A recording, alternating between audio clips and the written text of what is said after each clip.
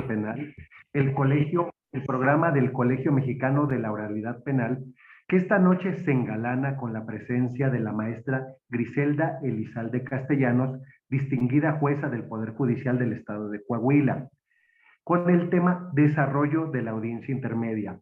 Querido maestro Víctor, buenas noches. Por favor, preséntenos a nuestra invitada. Con muchísimo gusto, estimado doctor Eduardo Martínez Bastida. Hoy estamos de plácemes, contamos con una mujer muy brillante en el área de impartición de justicia. La doctora Griselda Elizalde Castellanos es originaria de la ciudad de Saltillo, Coahuila. Se ha desempeñado en diferentes áreas de la procuración y administración de justicia de su estado. Pues es una convencida de la reforma constitucional de 2008 y formó parte de las comisiones para la implementación del sistema penal acusatorio, lo que la llevó a cursar un diplomado en litigación estratégico en la ciudad de Santiago, Chile, en 2009, así como diversos cursos patrocinados por la USAID en las ciudades de Estados Unidos, tales como Portland, Seattle y Salt Lake City.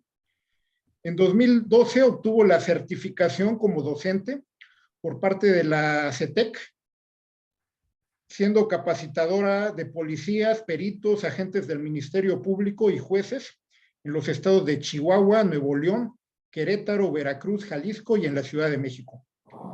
También se ha desempeñado como docente en la licenciatura en Derecho en la Universidad Autónoma del Noreste, desde hace 10 años, impartiendo las cátedras en juicios orales.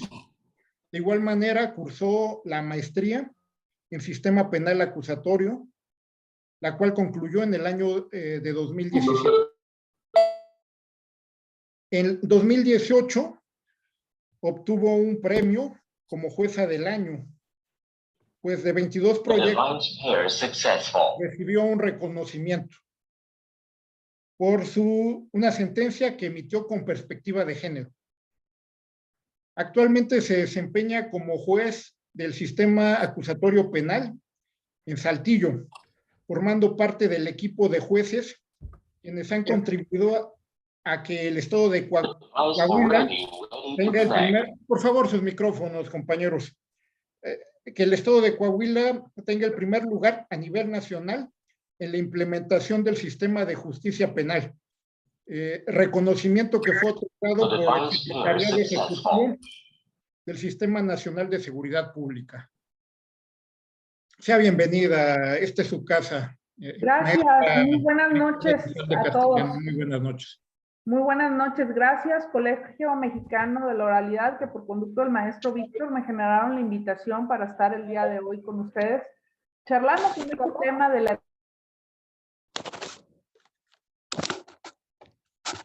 Agradezco la gentil invitación y también agradezco a la gente de Coahuila que me dedica parte de su tiempo para acompañarme la noche de hoy. Vamos a ver este tema tan interesante de audiencia intermedia. No sé si tengo habilitado compartir pantalla, por favor, si me dan la autorización para ello. Y desde luego, pues, siendo ordenados, levantando la mano, podemos hacer uso de una comunicación circular dentro de esta hora que vamos a estar charlando sobre el desarrollo de la audiencia intermedia. Bien, como preámbulo, pudiéramos, gracias, ya sé que no, el compartir pantalla. Primero, es importante puntualizar cuáles son las etapas de las cuales se conforma este sistema. Y conocemos que pues tenemos la investigación, ¿sí? Que a su vez se divide en investigación inicial o desformalizada y luego una investigación formalizada o complementaria. Sabemos que arrancamos con una denuncia y que termina en el plazo de cierre de investigación. Por otra parte, la audiencia intermedia, que es con la presentación del escrito de acusación, que tiene la fase escrita, que es esta, que es lo que nos va a ocupar la noche de hoy, y culmina con la emisión del auto de apertura a juicio oral y finalmente la etapa de juicio que arrancaría con los alegatos y que concluiría con el fallo o la sentencia. Este sistema yo lo platico mucho, está contemplado para concluir dentro de estas dos primeras etapas. No podemos concebir el sistema como que todos los asuntos necesariamente tendrán que llegar a una etapa de juicio oral, porque para ello, pues, se deben de privilegiar ¿qué? Soluciones alternas. Saludos desde Michoacán también, desde Coahuila. Soluciones alternas y forma de determinación anticipada. Bien. Para mí la etapa más técnica es esta, la etapa intermedia. ¿Por qué? Porque, uno, me doy a la tarea de elaborar el escrito de acusación, si es que soy fiscal, ¿sí? Me doy a la tarea de constituirme en coadyuvante, si es que estoy asesor, y me doy a la tarea de dar contestación al escrito de acusación cuando soy la defensa. Esa es la fase escrita dentro de la etapa intermedia, ¿sí? Sabemos que esta, pues, una vez que se concluye el plazo de cierre de investigación, 15 días que tiene el Ministerio Público para formular esta acusación de presentar. Aquí les voy a ir compartiendo, desde luego, cuenten con que les habré de entregar a los organizadores esta presentación para que ustedes también la tengan en casa. No tengo ningún reparo en compartir. Uno, ¿para qué me va a servir la etapa intermedia? Voy a ofrecer y voy a admitir prueba. Y voy a depurar los hechos controvertidos en juicio. Miren ustedes, si hacemos un ejercicio de análisis, sabemos que en la formulación de imputación se hace una clasificación jurídica preliminar del hecho. Y eso tiene su razón de ser. ¿En virtud de qué? De que yo estoy iniciando apenas una investigación, ¿sí? La naturaleza del auto de vinculación a proceso llevaría a que al Ministerio Público le autorices una investigación judicializada en contra del imputado. Y por eso se habla de que voy a depurar los hechos. Capaz y dentro del plazo de cierre de investigación, ¿sí? Me he dado a la tarea de no contar con elementos suficientes y por ende no voy a acusar. Capaz y advierto una clasificación jurídica distinta del hecho y empiezo a depurar, ¿sí? A eso se refiere este plazo de cierre de investigación para saber si acuso o no. Siempre lo digo, tal vez la vida no me vaya a dar a mí para ver que un ministerio público diga, no voy a acusar. No. Sabemos que por regla general el fiscal, ¿qué va a hacer? Va a presentar la acusación por todo lo que él consiguió dentro de la vinculación a proceso. Pero en un deber ser, ¿qué pudiera presentarse? Pues no me dio mi investigación y no voy a formular acusación. Sabemos que los efectos que trae el plazo de cierre de investigación es formulo acusación, solicito el sobreseimiento total o parcial. ¿Qué pasa en la mayoría de los casos en México? Presentas la acusación. Y miren qué importante es ese escrito de acusación, lo que debe de contener el mismo, porque en él se va a materializar, ¿sí?, lo que va a ocurrir dentro del juicio. Aquí se los proyecto. ¿Cuál es el objetivo de esta fase escrita? Como yo se los comentaba, voy a presentar mi acusación, me voy a constituir en coadyuvante y voy a contestar el escrito de acusación. Yo aquí quisiera hacer un paréntesis. Cuando el Código Nacional nos marca que la víctima se constituya o no en coadyuvante y que para eso le damos 3 días, es en coadyuvante en torno a verificar algo de la acusación. Más adelante, si quieren, lo puntualizo con más detalle.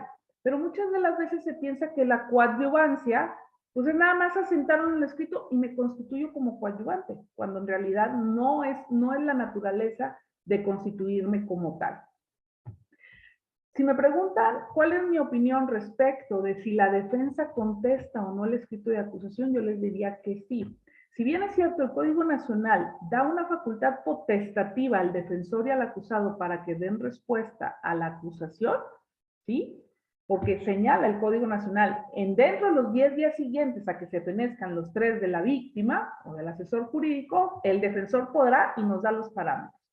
Ya la Suprema Corte de Justicia de la Nación nos ha dado criterios orientadores en el sentido de que sí debe de constar por escrito esta respuesta que hace el defensor. Y, insisto, yo soy del criterio que sí contesta tú la acusación para que puedas tener oportunidad y una igualdad de circunstancias en torno al debate que se va a generar dentro de la audiencia intermedia. Ahora bien, ¿qué es lo que me va a llevar la fase oral de la etapa intermedia? ¿Sí? Van a ocurrir diversos actos procesales. ¿Cuáles son ellos? 1. Vamos a tener el ofrecimiento, la exclusión, la admisión y la celebración de acuerdos. Ahorita explicamos. Vamos a depurar los hechos y va a ser mi última oportunidad ¿para qué? Para privilegiar una solución alterna o una forma de terminación anticipada. Entendida que la solución alterna, un acuerdo reparatorio, una suspensión condicional del proceso y la forma de terminación anticipada, un procedimiento abreviado. Si me regreso a esta diapositiva de el primer rubro, ofrezco la prueba. ¿En dónde materializo este ofrecimiento? En el escrito de acusación. ¿Sí? El Ministerio Público, en el escrito de coadyuvancia y en el escrito de contestación de la acusación. Ojo, por disposición del Código Nacional de Procedimientos Penales, el Ministerio Público estará obligado a señalar cuál es el objeto del ofrecimiento. Para el tema de exclusión, de admisión y de acuerdos probatorios, eso se va a desahogar dentro de la fase oral. Sí, me dirán, maestra, pero ahí estamos en la diapositiva de fase oral. Nada más estoy puntualizando que el ofrecimiento se va a materializar desde la fase escrita y ahorita vemos los requisitos del hecho, los requisitos de la acusación, discúlpenme. Voy a empezar a depurar hechos. ¿Cómo los depuro? Mediante acuerdos probatorios que yo celebre. Y será mi última oportunidad, como yo ya les dije, de privilegiar alguna solución alterna. Ahorita vemos en la estructura de la audiencia intermedia. ¿Sí? ¿Qué lleva el escrito de acusación? Veamos. Aquí en la diapositiva. La individualización de las partes. O sea, ¿quiénes están, digamos, quiénes son los actores de esta película? Ministerio Público, asesor, víctima, defensa, imputado. Seguido de ello, se hará una relación de los hechos atribuidos. Pero ojo, estos hechos serán sí y solo sí, fueron los que se puntualizaron en la vinculación a proceso. Yo puedo cambiar clasificación jurídica de los hechos, pero no puedo variar los hechos en sus circunstancias de tiempo, de modo y de lugar. ¿Sí? Las modalidades, es decir, si hay atenuantes, si hay agravantes de esos hechos, junto con la clasificación jurídica que de ellos estoy dando, así como la naturaleza del delito, que puede ser dolosa o culposa. ¿A título de qué responde el acusado? ¿Es un autor o es un partícipe? Y de ahí tenemos 3 apartados en ofrecimiento de prueba. ¿Cuáles son estos puntos que se van a dilucidar en la audiencia de debate? Existencia del hecho y responsabilidad, ¿sí? Reparación del daño e individualización de la pena. Ojo, no son las mismas pruebas las que se ofrecen en todos los apartados. ¿Puedo repetir algunas? Sí, pero no necesariamente. Voy a hacer lo que todos conocemos como un corta y pega, copia y pega. Lo que ya puse en el hecho y la participación, me lo llevo a la reparación del daño, y lo que ya puse en reparación del daño, me lo llevo a pena. No. Es un error que a lo mejor todavía vemos mucho dentro de los escritos de acusación del Ministerio Público. Bajo esta frase que todos conocemos y que es muy propia de nosotros los mexicanos, lo que abunda no daña, perdónenme. Entonces, más vale que sobre y no que falte. No. Las pruebas que tú estás ofreciendo dentro del apartado del hecho son encaminadas a demostrar que si estoy en un homicidio, previa existencia de vida humana, supresión de la vida y causa ajena a la patología. Si estoy en un fraude, pues quiero con ello ver lo del engaño, quiero ver con ello lo del lucro obtenido. Si estoy en un robo, quiero ver con esta prueba la acción de apoderamiento que recayó en cosa, mueble, ajena, sin derecho. Esas son las pruebas que yo tengo que ofrecerte para justificar hecho y responsabilidad. Todos sabemos que una sentencia de condena abarca dos aspectos, siendo estos: voy a probar el hecho y voy a probar la responsabilidad.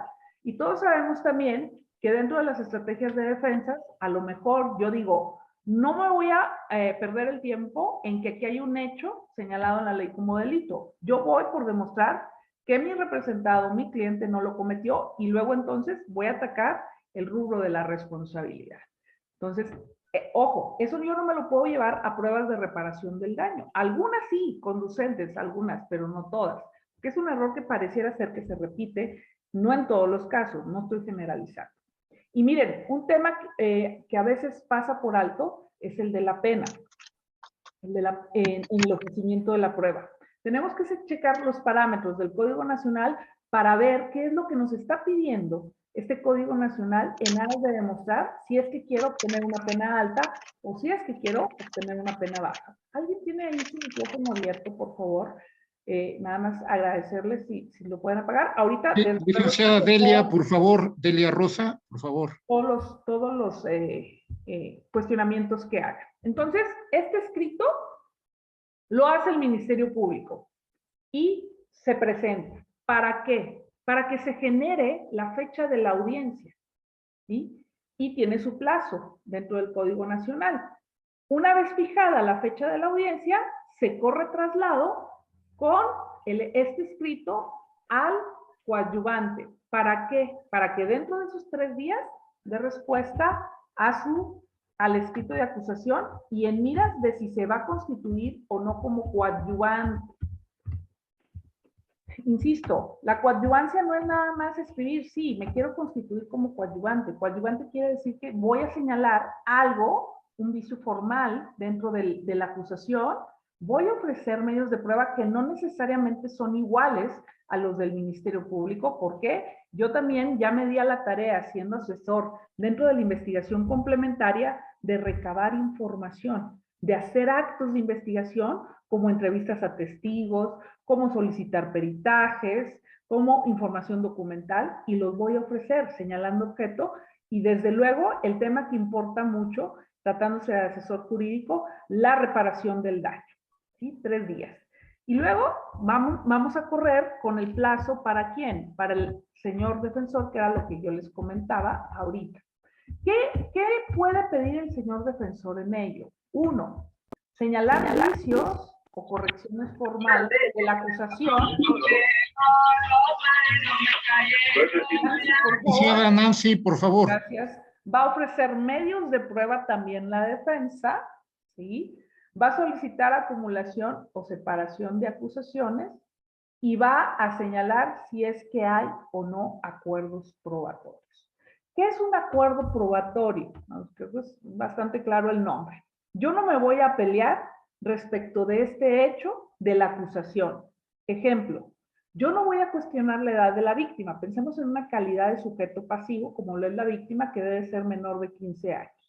Y entonces ya me he puesto de acuerdo tanto con el defensor como con el asesor de que la víctima al momento de los hechos tenía 12 años. Eso no estará sujeto a debate. Ese es un acuerdo probatorio. Y miren ustedes, creo que dentro de la práctica no privilegiamos mucho todavía acuerdos probatorios. Qué maravilloso en un futuro poder contemplar que voy a ir nada más por una causa de justificación dentro de la audiencia de debate. Es decir, no voy a cuestionar que la persona fue privada de la vida por Juan, que Juan lo hizo a título de autor material, pero yo vengo al juicio por una cuestión de defensa legítima y mi prueba está encaminado a demostrar la defensa legítima. Y para ello voy a traer a estos peritos y a estos testigos. Yo ya celebré los acuerdos probatorios en torno al hecho y en torno a la responsabilidad. Voy sobre esta causa. Pero bueno, eso todavía no ocurre. Todavía no me toca ver ningún asunto en el que podamos debatir alguna causa excluyente solamente, en ese sentido. ¿Vamos bien? ¿Tienen alguna duda? Cuéntenme. Gracias a la gente de Coahuila que nos está acompañando. De verdad les valoro mucho, porque por ahí hay un refrán que dice que uno no es profeta en su tierra. Y pues hoy me están acompañando varios de Coahuila. Dígame, licenciada Diana Hernández, a sus órdenes. Buenas noches, licenciada. Una pregunta. En este tipo de estructura de la audiencia intermedia, si se quiere llegar a una salida anticipada, forzosamente se tiene que dar pues toda la estructura y posterior la solicitud de la salida anticipada, o puede ser al inicio de la audiencia? Mira, muy buena pregunta, gracias. ¿De dónde nos acompañas? De Monterrey, Nuevo León. Aquí vecinos de Coahuila. Es cuestión de cómo estructura el juez dentro de la audiencia intermedia. Bien. Hay jueces, por ejemplo, tu servidora, que antes de arrancar la audiencia intermedia, nada más que te me anticipaste, ahorita iba a dar yo una pauta de audiencia intermedia, si me permite el término, yo pregunto a las partes, ¿ya han contemplado la posibilidad de una solución alterna o una forma de terminación anticipada? Porque de otra manera, ¿qué caso tiene que yo siga avanzando en la audiencia intermedia para que al final me digas, no, es que vamos a tener un acuerdo reparatorio, no, es que vamos a tener una suspensión, ¿sí? No, es que vamos por un abreviado. Eso es lo primero que tú como juzgador preguntarías. Y lamentablemente ha ocurrido a últimas fechas que hacemos una muy mala práctica de estar anunciando que queremos el diferimiento porque estamos viendo si vamos a llegar a un reparatorio, a una suspensión o a un abreviado. Pero si me preguntas a mí, yo lo pregunto desde el inicio si hay posibilidad de solución alterna. Porque ¿qué es lo que estamos buscando? No colapsar al sistema, que no lleguen todos los asuntos a juicio, ¿ok?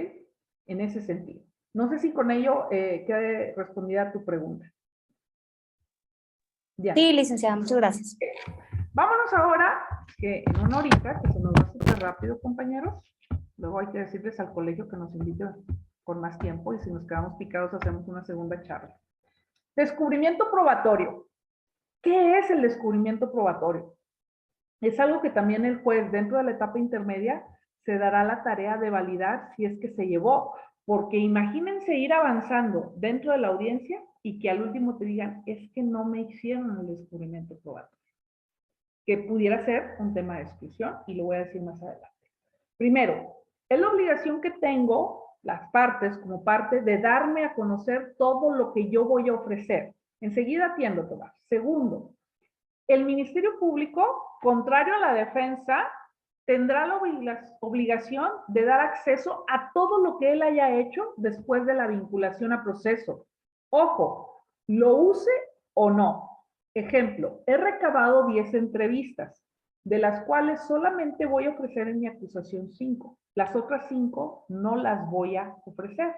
Pero tengo la obligación de darte a ti, defensa, las 10 entrevistas, las use o no. Solamente en el caso de las periciales, se me permite entregar esa prueba 3 días antes de la audiencia, pero con el deber de anunciar en el escrito que voy a ofrecer esa prueba. Te atiendo, Tobar, a tus órdenes, dime. Nada más apertura tu micrófono, por favor, compañero. Si le permiten aperturar el micrófono, por favor. Buenas noches. Hola, buenas noches. ¿De quién es la obligación de realizar el descubrimiento probatorio? ¿Es completamente del Ministerio Público o también la defensa? Ministerio Público, ahí te va. Yo, Ministerio Público, ¿sí? Tengo el deber de decirte, aquí está todo lo que yo investigué. Una copia de mi carpeta, yo te la entrego a ti, yo te hablo a que pases por ella y ese es el descubrimiento probatorio. Si yo, asesor, hice o recabé actos de investigación, se los entrego al MP y a la defensa de lo que voy a ofrecer. Fíjate que para el asesor no hay la obligación de entregar todo. Y la defensa, a su vez, cuando contesta la acusación, Tobar, te entrega a ti, ¿sí? Te entrega a ti todo lo que él va a ofrecer. Ese es el descubrimiento probatorio. Si lo tuviéramos que poner en palabras, digamos, de cartas, perdonen el ejemplo, es bajo todas las cartas que yo voy a llevar a juicio. Ojo, eso no quiere decir que todo se va a admitir, porque me estoy preparando para el desahogo del intermedio. ¿Sí? Porque una vez que yo me imponga del contenido de lo que tú has ofrecido, empezaré a pensar si hay alguna causa de exclusión de la prueba.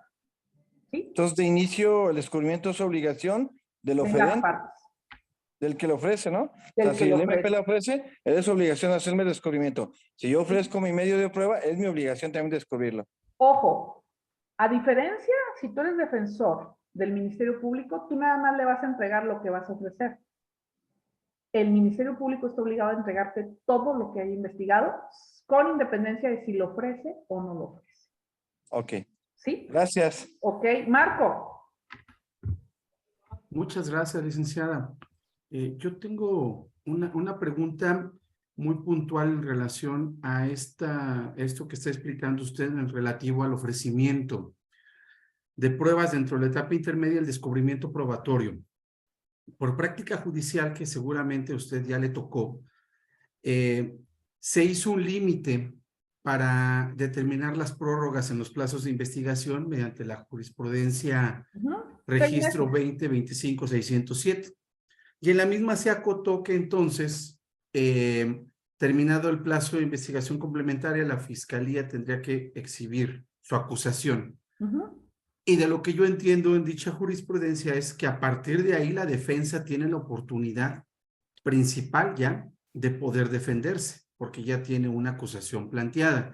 La pregunta aquí es, el ofrecimiento entonces, por lo que dijo usted del escrito de contestación de la acusación, el ofrecimiento de pruebas entonces, con esta nueva jurisprudencia, con esta nueva contradicción de tesis, ¿puede darse hasta la etapa intermedia o para usted eso debe de seguir siendo en el escrito de contestación de acusación? Es que, a ver, la contestación de la acusación es un acto procesal que se da dentro de la etapa intermedia. Luego, entonces, mi ofrecimiento es en la audiencia intermedia. ¿Sí? Porque es la parte escrita de la etapa intermedia, Marco. ¿Sí? Y ahí estoy materializando el ofrecimiento de mi prueba. Cuando yo contesto la acusación, que cuidado, el que yo ofrezca la prueba no necesariamente me lleva a que sea admitida la prueba, porque ese es un tema de audiencia intermedia, y ahorita lo vamos a ver. ¿Sí? Bien, entonces... Ahora, me aparto un poquito de lo que tú consideras en cuanto a que tiene la oportunidad de defenderse, no. Esa persona ya ha tenido su primera oportunidad de defenderse, ¿en dónde? En la vinculación a proceso. ¿Sí? En el control horizontal que se hizo, previo formulación de imputación, oportunidad para declarar, y que el juez ya ha establecido que está frente a un hecho que la ley señala como delito, a la probable intervención, y a que no operó en favor del imputado alguna causa de extinción de acción penal o excluyente de delito. ¿Sí, Marco? Lo que esa jurisprudencia te dice es, son 6 meses y se acabó, no hay más. Se acaban en 6 meses la investigación para que siga el proceso, a menos que esté frente a una reapertura de investigación. Ahí sí, pero es excepcional. Tú tienes paralelamente, junto con el fiscal y el asesor, hasta 6 meses para terminar tu investigación. ¿Sí? ¿Ok? Bien, no sé si me expliqué, Marco. Sí, se explicó. ¿Y ya quedó? iPhone Santos, que nos levantó la mano, por favor. Maestra, muy buenas noches. Hola, ¿qué tal? ¿Cómo estás? Bien, gracias a Dios. Maestra, una duda.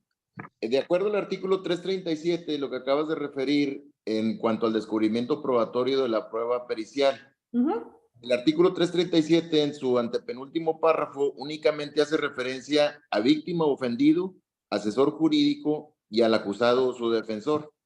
Respecto al descubrimiento probatorio, y ahí es donde tratan el tema de la prueba pericial, que debe de entregarse a más tardar 3 días antes del... Pero no habla del Ministerio Público. Inclusive hay criterio en ese mismo sentido y nomás habla de estas partes procesales, más no del Ministerio Público. ¿No habla en relación a qué, compañero? A la prueba pericial de que tiene obligación de entregarla cuando menos con 3 días antes de la celebración de la audiencia intermedia. Criterio, también existe esta obligación por parte del Ministerio Público, y haciendo una interpretación contextual ahí de estos artículos de la audiencia intermedia del descubrimiento probatorio. Mira, lo vamos a proyectar y te voy a decir mi postura en torno a ello. Aquí va. Tú estás leyendo el último párrafo. La víctima o ofendido, asesor jurídico, acusado, deberán descubrir los medios de prueba en los plazos 338 y 340, o sea, 3 días y 10 días. Para lo cual deberán entregar materialmente los registros y accesos con costo al MP. Así es.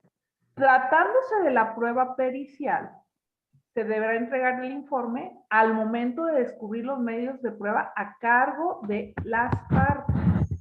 De las partes. ¿Quiénes son las partes? Todos. Todos, Algo que exactamente. justifique que no cuenta con ellos. Exactamente. Es todas las partes. La pericial sí te doy chance de que no me la des, porque la están elaborando, lo cual pues tiene un poquito de sentido común, ¿no? A veces Sí. los peritos no tienen ahí ya preparado todo, pero sí anúnciame que vas a ofrecer esa prueba pericial. Pero ahí te habla las partes, por eso. No puedes tú decir, bueno, eso nada más es del asesor, bueno, eso nada más es de la defensa, ¿ok? Ok, gracias, ¿Vale? maestra. Tupac, Dale.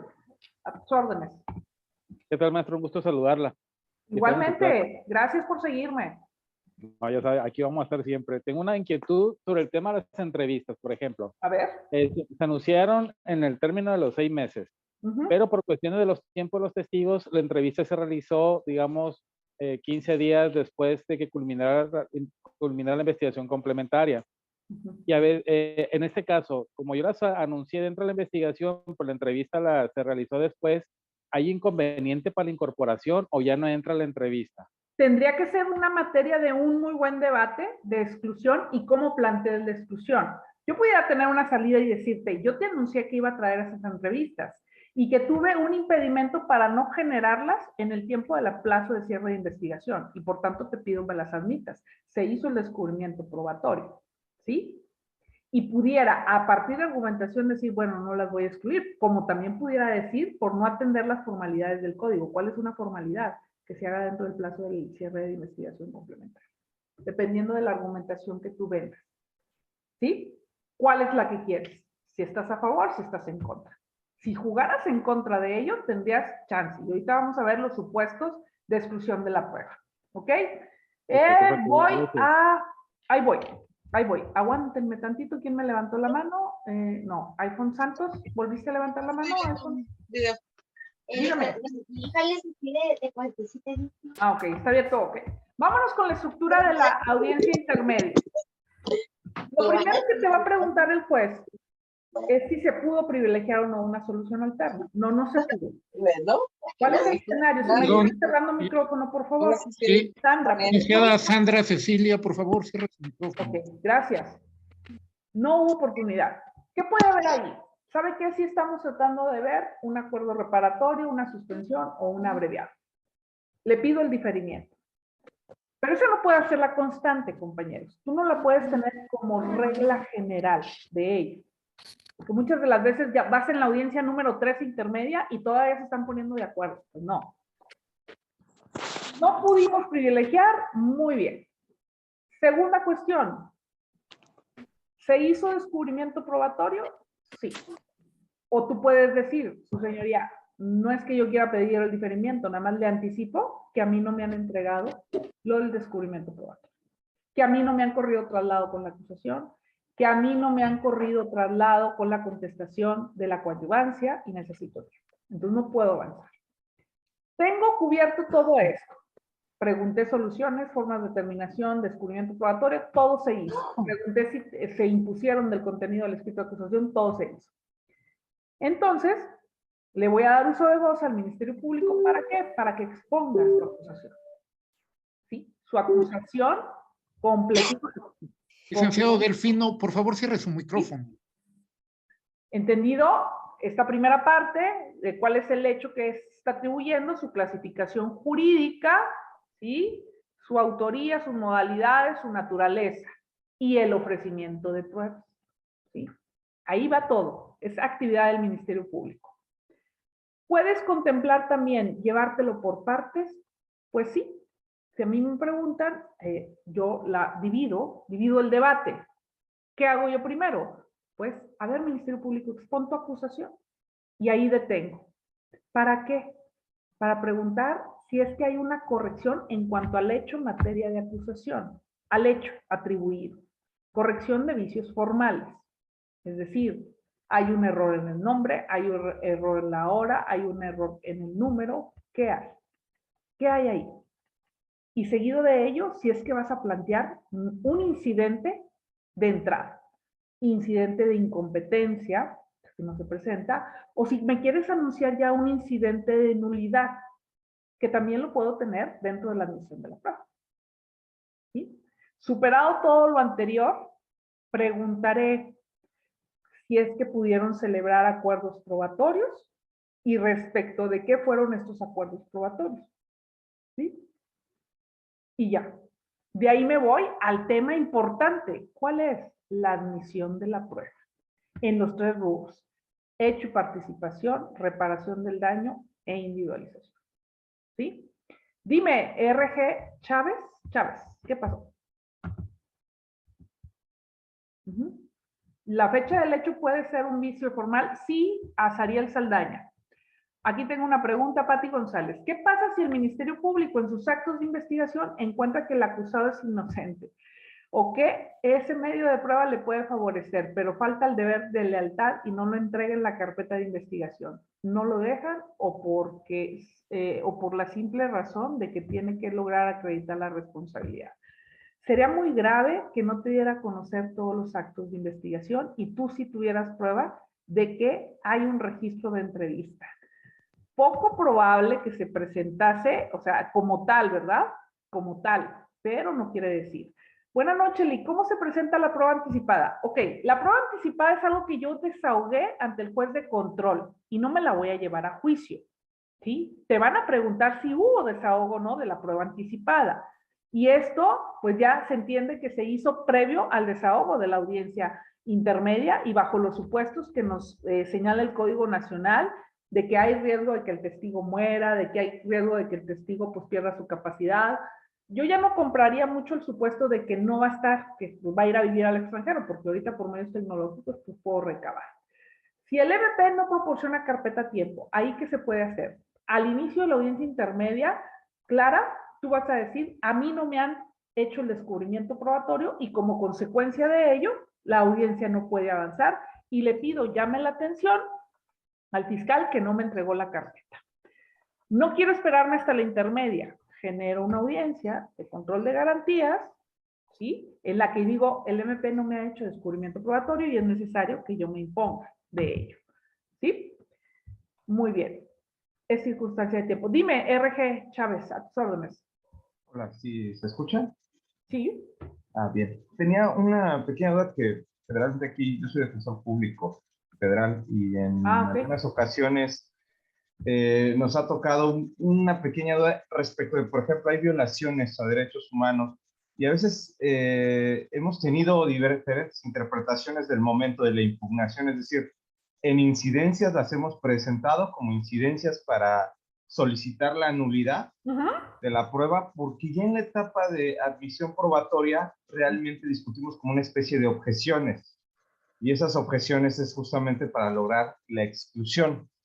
Ahora bien, la pregunta es, ¿cuál cree usted que sea el momento idóneo? Por ejemplo, una violación de una formalidad o de una violación a derechos humanos en... ¿Que va a incidir en la prueba? ¿Va a incidir en la prueba? Desde luego. Lo puedo abrir desde el inicio. No hay ningún impedimento para que yo te lo anuncie. Como también me lo puedo guardar para el momento del debate de exclusión. Es cuestión de estrategia. Porque recordemos, todas las audiencias son estratégicas, compañeros. ¿Sí? Yo sabré en qué momento planteo la solicitud. Si quiero guardarme esta carta al momento de la exclusión, o desde una vez, ¿sabes qué? Pretendo tirarte la prueba ya de ahorita. Imagínate que es la prueba principal del MP y le plantean la nulidad. ¿Sí?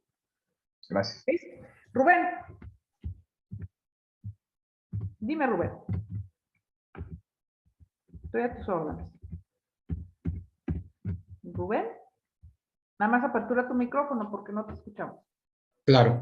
Sé que es muy difícil en una hora exponer la etapa intermedia. Muy difícil. Miren, es hasta toda una materia en una maestría.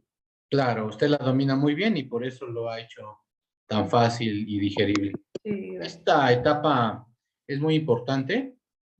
Por ahí he escuchado a un juez en Guadalajara, a un magistrado, que dice que le llaman la incomprendida, ¿verdad? Porque es aquí también te puedes llevar libre a tu cliente, porque si dejas y pruebas al Ministerio Público, pues, ¿qué va a desahogar en la audiencia de juicio, no? Entonces, es muy importante la audiencia de debate.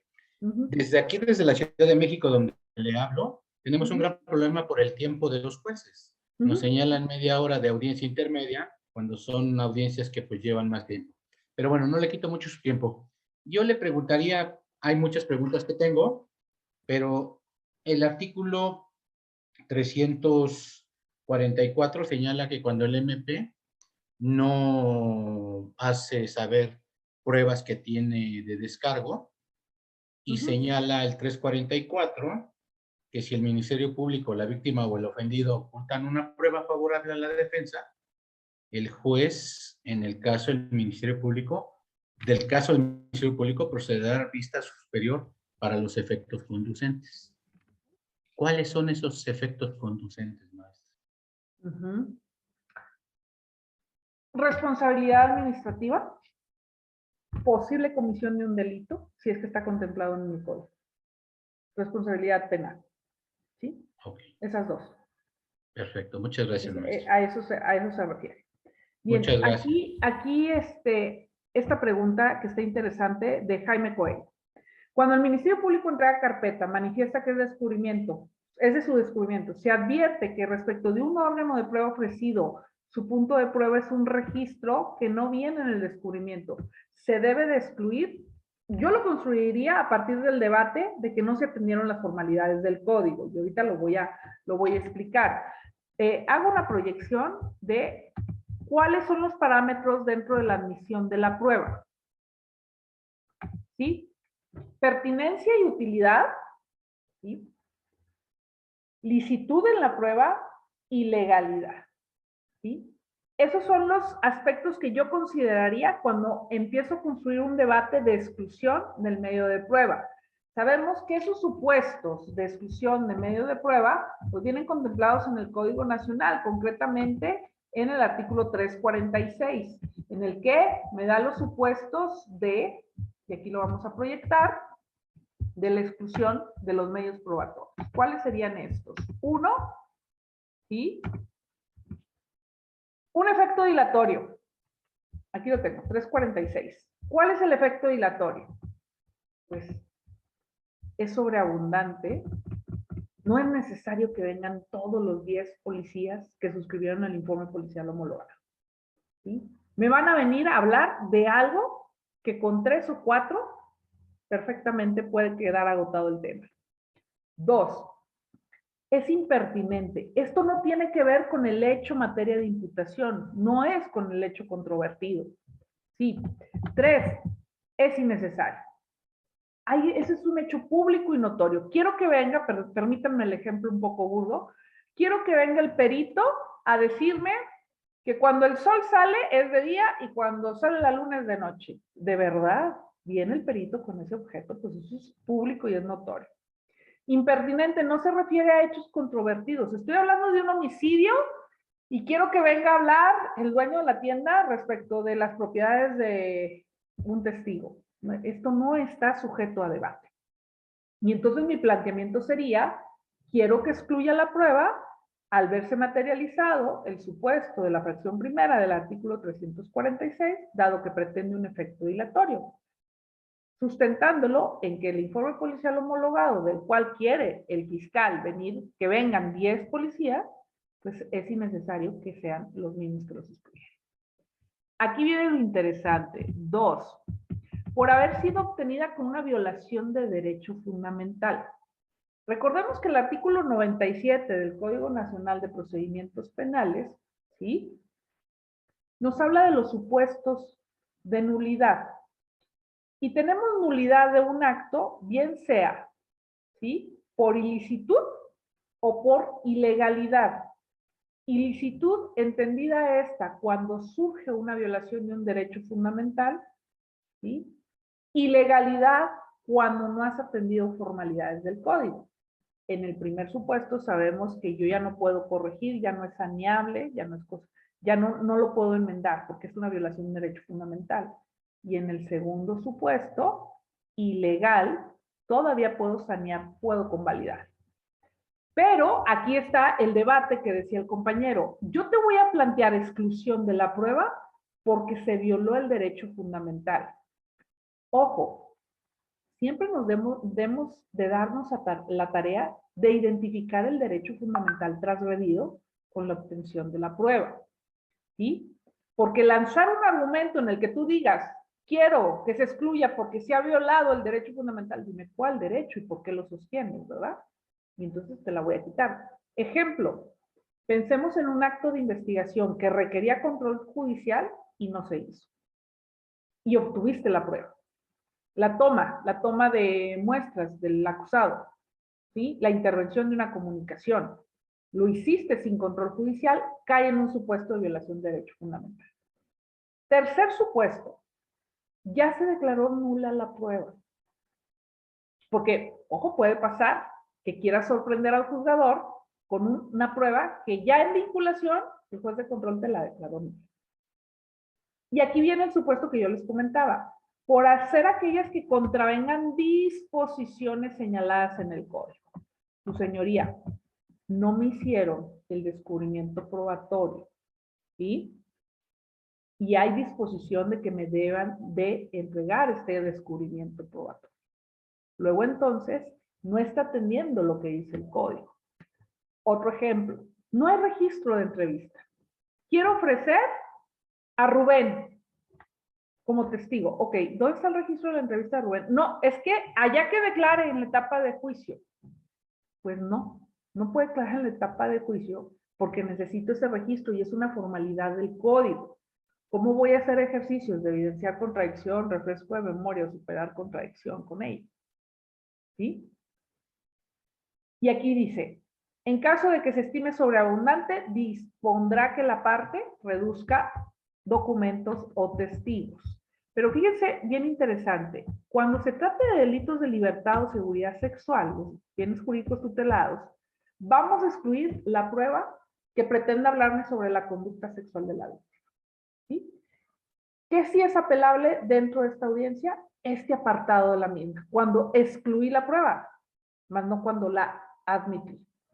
¿Y con qué culmina este desahogo de audiencia intermedia? Con el auto de apertura a juicio oral. Déjenme proyectarles algo sobre la nulidad. Ahí voy a atender sus preguntas. ¿Sí? Miren, era lo que les explicaba y a lo mejor se comprende mejor con la diapositiva. Aquí lo tengo. ¿Qué te dice? Nulidad. Por razón, objeto de invalidar. Es un acto procesal, registro de investigación, un medio de prueba y una violación de derecho fundamental e infracción de normas. Vuelvo a punto. El 97 del Código Nacional nos dice que surge la nulidad, 1, porque se violó el derecho fundamental y aquí yo ya no tengo nada más que hacer, o 2, porque me violaste las formalidades que me señala el código y aquí es ilegalidad.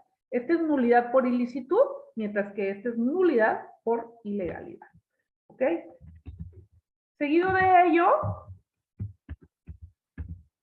dejaríamos el auto de apertura a juicio oral como el último con el que culmina la audiencia intermedia, en el que se señalará quién va a conocer, quiénes son las partes, de qué es lo que voy a debatir, el hecho materia de acusación, si se celebraron los acuerdos probatorios y si hay medios de prueba admitidos en los 3 apartados con el objeto por el cual se admitieron, desde cuándo está sujeto a una medida cautelar y si hay resguardo, más la citación de los testigos. Me fui un poquito rápido por el espacio tan corto de tiempo, desde luego que pues da para mucho el tema, pero no quiero dejarlos sin responder sus preguntas.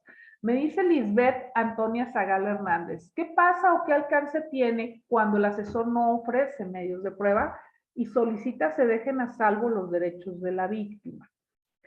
Mira, es una actividad que tendría que haber hecho el asesor. Muchas de las veces, dentro de la audiencia intermedia, el juez te puede preguntar, ¿va a ser suyos los medios de prueba que está ofreciendo el Ministerio Público, ofreciendo la defensa por la comunidad de la prueba? Y tú dices que sí, y ahí yo puedo enderezar.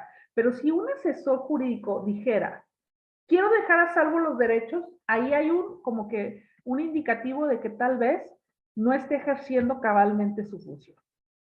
y llamaría la atención a lo mejor del juez esa situación. Sugerencia, si soy defensor dentro de la audiencia intermedia, hagan suyos los medios de prueba que le han sido admitidos al MP. ¿Por qué? Pudiera pasar que ya en la audiencia de debate, en la audiencia de juicio oral, ¿sí? Tú no hayas hecho como propios esos medios de prueba y en esa audiencia el Ministerio Público se desista y diga, Juan Vázquez ya no quiero que venga a declarar. Pero como yo no ofrecí también a Juan Vázquez, entonces él se va a ir. No es un medio de prueba que también se le haya admitido como suyo a la defensa. Entonces cierras tú la posibilidad de interrogar a Juan Vázquez, por ejemplo. Es una sugerencia, es un tip que yo les comparto.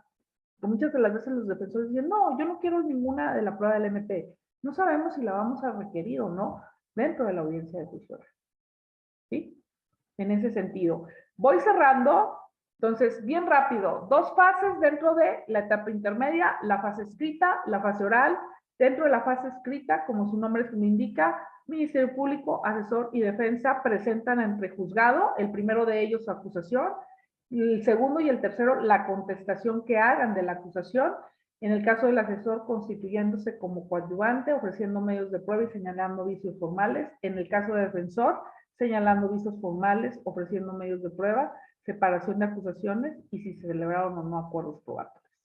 Se fija la audiencia en la que todavía puedo privilegiar una solución alterna. Claro, es el último momento que yo tengo para ir por un reparatorio, una suspensión, un abreviado, o me voy a ir a juicio. Para señalar que no se ha hecho el descubrimiento probatorio y pedir más días, o bien para plantear exclusión del medio de prueba porque a mí no se me hizo el descubrimiento probatorio, porque transgredo una formalidad del código, porque me han violado derechos fundamentales o porque tengo efectos dilatorios. Gracias, Adriana. Dinos, en el supuesto de hacer nuestros los medios de prueba, ¿deberá precisarse el objeto y que es contrario al DMP? No, no tienes que precisar el objeto. Tú nada más dices, yo también voy a hacer míos el medio de prueba en aras de justificar mi teoría que habría de hacer valer en la etapa de juicio oral, en la que yo voy a demostrar que los hechos no ocurren como el MP los ha plasmado. Entonces, eso atiende al principio de adquisición de comunidad de la prueba. Michelle, no sé a qué te refieres con, gracias Michelle Rodríguez, de adquisición de la prueba, su señoría. Es comunidad de la prueba, o sea, aquí todos sirven. Tan hay comunidad de la prueba que, imagínense ustedes que en el descubrimiento probatorio del fiscal, pues está obligado a entregar aún lo que no va a usar y que le puede servir al de enfrente, ¿sí? Ahora déjenme, ¿es correcto hablar de la contestación? Sí, claro, claro que es correcto hablar de la contestación de la acusación, y no lo digo yo, lo dice el Código Nacional, René, ¿sí? Eso atiende al principio de adquisición. ¿Qué procede cuando se tienen 2 entrevistas de la misma persona? Una en favor y otra, ¿y las tiene el mismo MP, José Alfredo? ¿Las entrevistas? Por favor. Porque me resultaría muy incongruente que el MP tuviera 2 entrevistas contrarias. Yo lo ofrezco como defensa, a lo mejor no es lo mismo que te dijo a ti, pero es mi entrevista y es lo que yo voy a usar. La del MP es del 10 de enero. Un micrófono, por favor. Y la mía es del 10 de febrero. ¿Okay? Sí, veamos. Si la defensa no ha contestado, ya está encima la fecha de audiencia, ¿qué puedo hacer? ¿Lo puedo hacer de manera oral? Sí, claro. ¿Cuál sería el argumento que yo te daría? Que es potestativo contestar la acusación, aun y cuando ya hay criterio orientador de la Corte que te dice que sí debes de contestar la acusación. Dependiendo de cómo construyas el argumento y el criterio que adopte el juez, es que yo pudieras tener oportunidad todavía de ofrecer la prueba ahí. ¿Sí?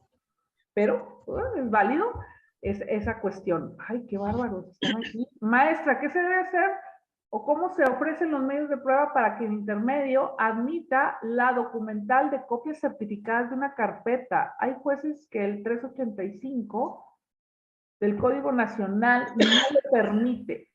Copias certificadas. ¿Para qué quiero esas copias certificadas de la carpeta? Porque mi primera pregunta sería ¿con qué objeto? Mi segunda pregunta sería ¿quién las va a introducir? ¿Va a venir el MP a hablarnos de esa carpeta? ¿Va a venir a hablar un testigo de esa carpeta? ¿Y por qué toda la carpeta? ¿sí? ¿Qué efecto tiene no contestar? Mira, pudiera no tener ningún efecto porque, insisto, es potestativo. El Código Nacional dice que el defensor y acusado podrán contestar, pero puedes toparte con un criterio de un juzgador que comparta lo que nos ha dicho la Corte en la obligación que tienes de responder la acusación y colocarme en un escenario en el que no me admitas ninguna prueba, dado que no contestaste la acusación en los términos señalados en el Código Nacional. Eso pudiera tener efecto. José Alfredo, dime. Sí, señoría, gracias. Respecto de la pregunta de las dos entrevistas. Ajá. En un primer momento, el investigado llega a una entrevista donde pretende utilizarla para efectos de debatir las cuestiones de la querella. ¿Sí? O sea, negando algunos de los puntos de la querella. Okay. Posteriormente, el Ministerio Público, a la hora de que lo cita para ratificar esa entrevista, o más bien no sé cómo consiguió la entrevista de esa misma persona, y esa persona en ese segundo momento dice, no, yo firmé y no me di cuenta. Lo cierto es de que pasó esto. Y contradice su misma postura. Gracias. Okay. Qué amable. Yo lo dejaría para el tema de juicio, José Alfredo. Allá lo dejaba, eso. Para allá lo dejaba. Digo, pasa, ¿eh? Es que, a ver, pensemos que este sistema, fíjense, ¿cuándo fue la reforma? 2008. 2008. ¿Cuántos años nos dieron a los estados, José Alfredo? Para implementarlo. Pues de 2008 nos dieron 8 años nada más, al 16 debió haber estado. 2016 que tenía que estar. Y como buenos mexicanos, ¿en qué momento entramos? 2016, ¿no? Y del 2016 al 2023, ¿cuánto llevamos? 16 o 7 años más. Ya acá estamos en el 100% de la vacatio legis. Sí. No, la vacatio legis ya me la acabé en el 2016. Por eso, pues ya tenemos casi otro tanto igual. Ah, ok, ya. ¿Y Código Nacional cuándo tengo? 2014. Del 14 para acá. Ok. Código Nacional 2014. 2023, 9 años. Y si te quieres ver 2016 a 2023, ¿sí? 7 años. Es un niño de 7 años al que estamos formando. Y que hay muchas dudas todavía en el aire. Y que, pues yo entiendo que siempre los jueces, pues, tienen la gentileza de recordarnos a nuestras mamás todos los días en las audiencias. Y que tenemos 32 códigos nacionales, o que tenemos más. En el mismo centro de justicia hay 8 jueces y hay 8 códigos nacionales. ¿Qué tenemos de herramientas? La ley para defender. Pero formemos criterios y formemos posturas dentro de este código nacional. Yo siempre cierro diciéndoles, sé que nos falta mucho a todos. Yo no pudiera incluso decirles que yo me la sé de todas estamos construyendo el sistema. Pero el granito de arena que a mí me toca ponerle para que esto funcione, yo lo doy en la sala de audiencias. Háganlo con objetividad, háganlo con lealtad, no chicaneen una audiencia y nos va a ir mejor. Veo aquí 5 mensajes. Agradecido, recibo un cariñoso. Ok, gracias, muy bien. Reparación del daño del asesor. ¿Puede plantear ampliación integral? Claro. El escrito del asesor va encaminado a la reparación integral del daño y ahí plasmas todos los conceptos. Llego a esta conclusión de reparación del daño porque la Ley General de Víctimas me dice esto y esto y esto. Y voy a ofrecer prueba encaminado a eso, que es algo que nos toca trabajar. Tenemos copias certificadas de la carpeta de investigación y es con el objeto de respaldar que haya animadversión de parte de la supuesta víctima por haber sido denunciada 3 años atrás. Yo llevaría al testigo que la denunció, corazón, no llevaría la carpeta. Deja que el testigo introduzca la información, respaldado ¿con qué? Con las denuncias que ya presentó y que esas denuncias se van a incorporar al momento de que el testigo rinda la declaración. Así lo dejaría yo. Prueba de refutación, cuidado. La de refutación solo es allá en el juicio. Aquí no hay prueba de refutación. La refutación la voy a dar en la etapa de juicio. La superviniente y refutación lo dejas en la etapa de juicio oral. eso no se ve en la intermedia, ¿sí? Y pues muchas gracias. No quiero abusar del tiempo de Colegio de Oralidad. Muchas gracias por la invitación. Perdónenme si me fui muy rápido. Seguramente nos generarán una nueva invitación. Yo les invito a que me sigan ahí en mis redes sociales con mi nombre, tal cual, así me llamo, dentro de Facebook.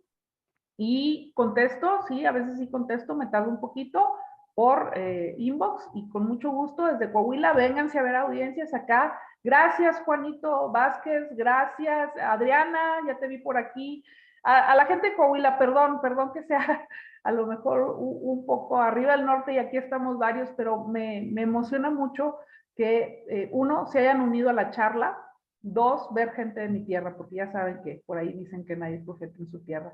Muchas gracias, Eduardo Martínez. Estoy a tus órdenes y muy buenas noches. Aquí los dejo para que vayamos despidiendo ya la transmisión. Gracias desde Guanajuato y nos vamos a encontrar seguramente. Pues muchas gracias, jueza querida. Un honor haberte tenido esta noche en este programa Temas Selectos de Derecho Penal del Colegio Mexicano de la Oralidad Penal, que es tu casa. Seguramente habrá una nueva invitación para algunos otros tópicos.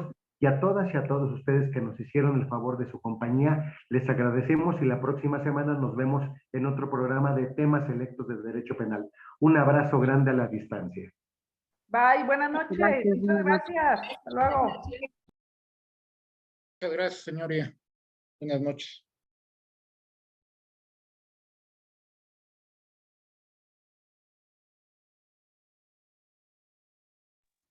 Gracias por la invitación y muy buenas noches. Gracias, maestro. Muy amable. Desde